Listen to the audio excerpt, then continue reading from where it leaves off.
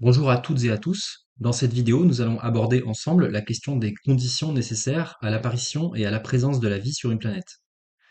Ces notions correspondent au travail qui a été réalisé lors de la première activité de l'année et au premier bilan du premier chapitre de la partie 1 du programme de sixième. La trace écrite est disponible sur l'ENT dans le cahier de texte et en guise de travail à la maison, je vous demanderai de bien vouloir recopier cette trace écrite sur une feuille simple. Elle devra être rangée dans le classeur derrière le premier intercalaire. Vous avez toutes les consignes, donc on y va. Les questions auxquelles on va répondre aujourd'hui sont les suivantes. Quelles sont les conditions nécessaires à la présence de la vie sur une planète? Et pourquoi la Terre est-elle la seule planète à abriter des êtres vivants à sa surface? Effectivement, dans le système solaire que vous voyez représenté sur cette belle image, notre planète, la Terre, qui est au centre, est jusqu'à preuve du contraire la seule planète à abriter la vie. Bon, alors déjà, qu'est-ce que c'est que le système solaire? On commence par quelques petits rappels, je suis sûr que vous connaissez déjà tout ça. Le système solaire, c'est le Soleil, notre étoile, plus tous les objets qui gravitent autour, ou qui lui tournent autour, si vous préférez. À savoir, les planètes, il y en a 8, on va les revoir ensemble et on en voit quelques-unes sur cette image. Les lunes, les astéroïdes, les planètes naines, les comètes, etc., etc. Avant qu'on aille un peu plus loin, ce qu'il faut bien avoir en tête, c'est que cette représentation, que vous voyez maintenant à l'écran, elle donne une image complètement fausse de ce qu'est réellement le système solaire. Vous en reparlerez sûrement avec votre professeur de physique. Le principal problème ici, c'est l'échelle, c'est-à-dire le respect des tailles des objets, des distances entre eux et des proportions. En fait, il est impossible de faire un schéma lisible et correct à l'échelle sur une feuille, par exemple, du système solaire.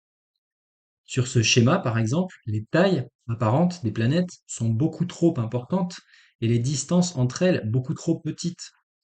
Imaginez si le système solaire ressemblait vraiment à ça, alors Jupiter, que vous voyez à gauche de l'image là, nous apparaîtrait dans le ciel depuis la Terre aussi grosse que le Soleil par exemple. Ça n'est pas le cas. Je vous donne un autre exemple. Nous avons là un autre schéma du système solaire. Ici, les tailles des planètes sont davantage respectées.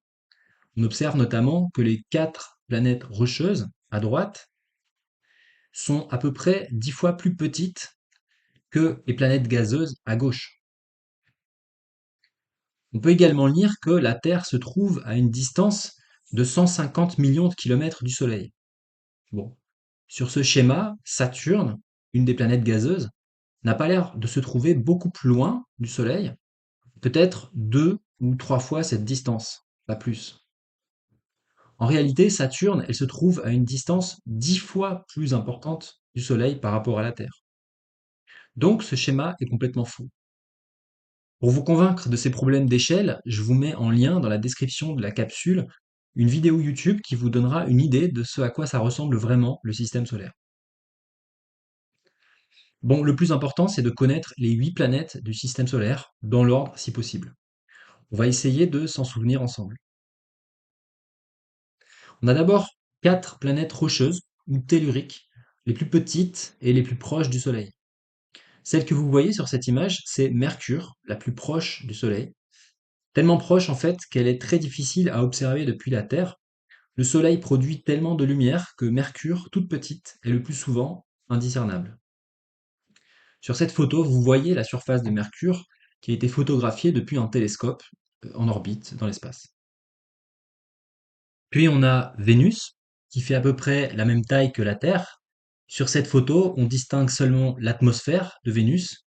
Sa surface rocheuse est perpétuellement cachée par son atmosphère, très dense et très chaude. La Terre, observée ici depuis la Lune, est la troisième planète rocheuse du système solaire. Et enfin, Mars, que vous connaissez bien, la planète rouge, qui n'est pas vraiment rouge, hein, Mars fait à peu près la moitié de la taille de la Terre. Ensuite, après les planètes rocheuses, on entre dans le système solaire externe, avec 4 planètes gazeuses, qui sont en gros 10 fois plus grosses et 10 fois plus éloignées du Soleil que les planètes rocheuses.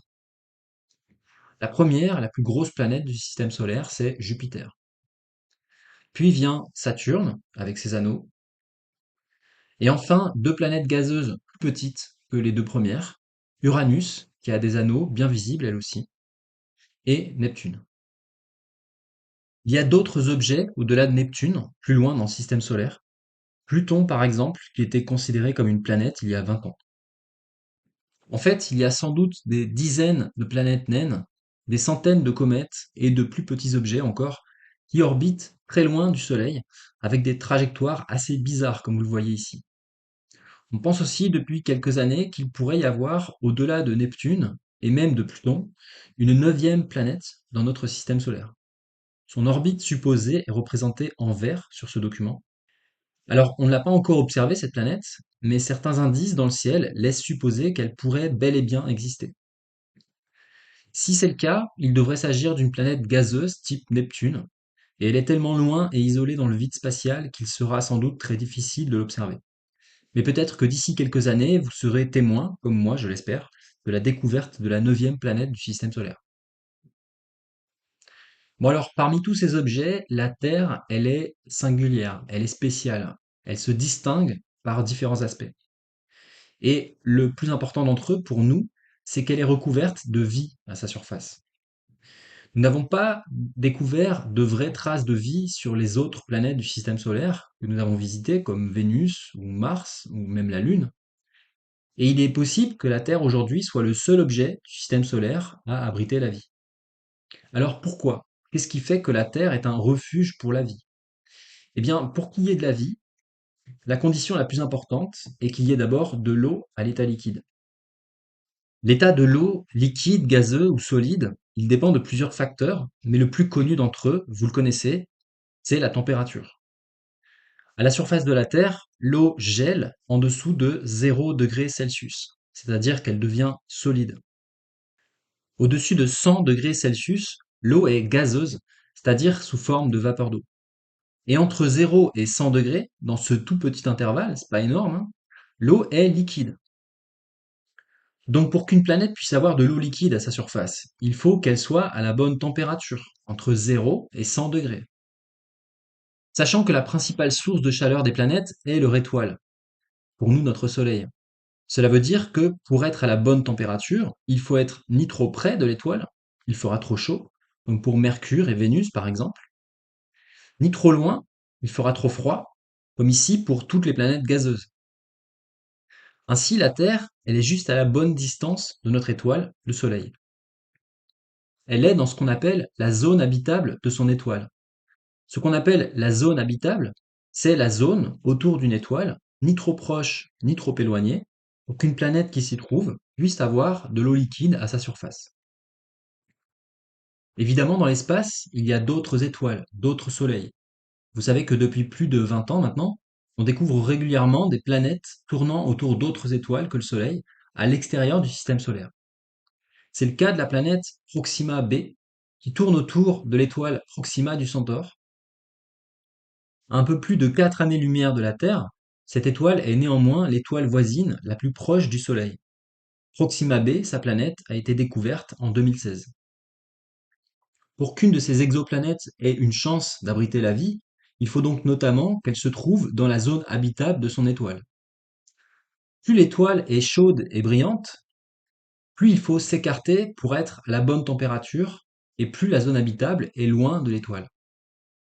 Et inversement, plus l'étoile est froide, plus la zone habitable se trouve proche de l'étoile. Voilà, j'ai terminé. Je vous rappelle que la trace écrite à recopier se trouve dans le cahier de texte sur le NT. N'hésitez pas à vous repasser la vidéo si quelque chose vous a échappé, et n'hésitez pas à venir me poser des questions ou me demander des réexplications lors du prochain cours. À très bientôt.